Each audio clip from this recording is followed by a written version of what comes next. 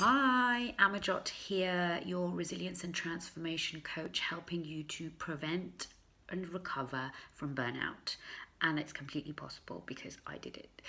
And you'll want to watch this video if you find that you feel like, or you're not able to make time to do the things that you want to do, or especially when it comes to putting yourself first or your health first, or what you think are priorities that fall down the bottom of your list generally tend to be about you. And if you're finding that you're not making time, then here's a really simple way that I use with the people that I work with. I use it in my current membership group on Facebook all the time, and I certainly use this method at the moment, like more than once a week now.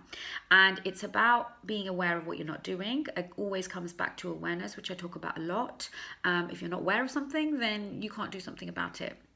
And this is specific, this is really useful if, like me, you have perfectionist tendencies where you want to do things properly, you want to do things right, the right way, and you might even, and you want to finish them, and you might find that you end up not doing anything because it's, you feel like it's just too overwhelming to get it right or to get it done properly, and so it doesn't happen. Your project for yourself doesn't happen, that holiday doesn't happen, or your health kick that you were on for 2 weeks, you fell out of routine with, doesn't continue because you weren't able to do it the way you wanted to. Well, here's a really easy way and really simple way of doing that, and it's about giving yourself permission.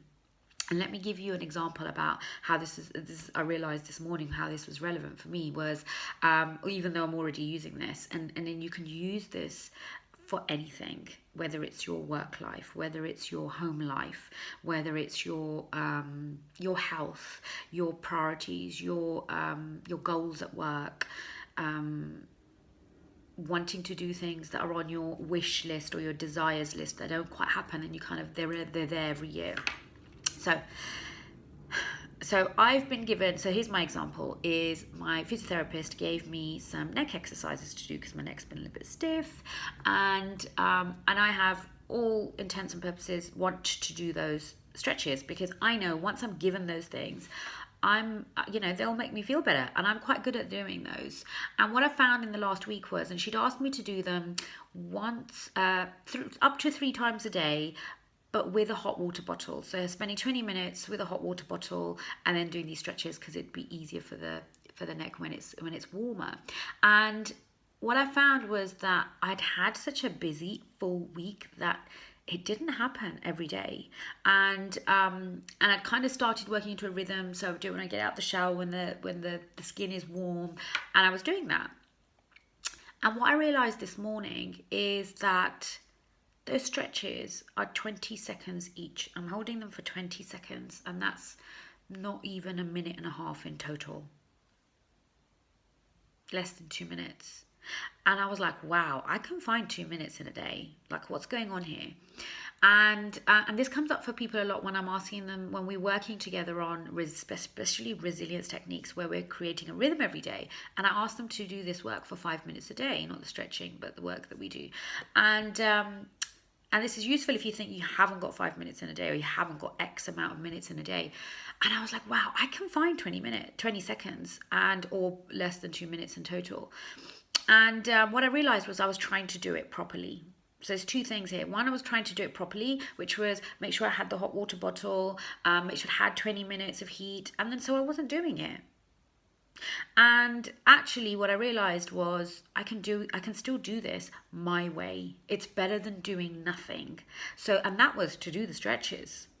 And so I did them this morning, and I've done them twice now. And it was just to do the stretches, not always warm, not always after the hot water bottle. And what I also did was I gave myself permission to do it my way. I gave myself permission.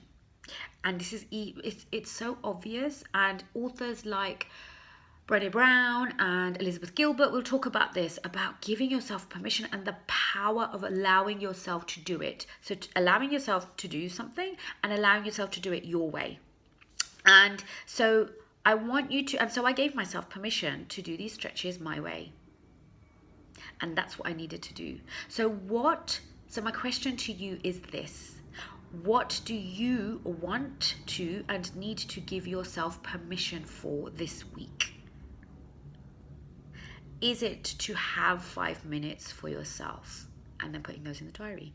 Is it to leave work early just once this week, or on time? It's funny, isn't it? Language. On time just once this week. Is it about giving yourself permission to slow down? Still doing all of the same things, but to slow down. So what do you want to and need to give yourself permission for? You can write it out as a list. It can be more than one thing. Last week I gave myself permission to explore and experiment, and there was one more thing. I think play, and so I tried to apply that to everything I was doing, my work, my family time, everything. And so, and you could just write it down as a list and let that stuff come, or choose something, let it work through your body, stand in that permission, and then go do that thing. Really simple, really, really effective. Let me know. I'd love to hear how that works for you. If you give it a try, let me know how that works for you.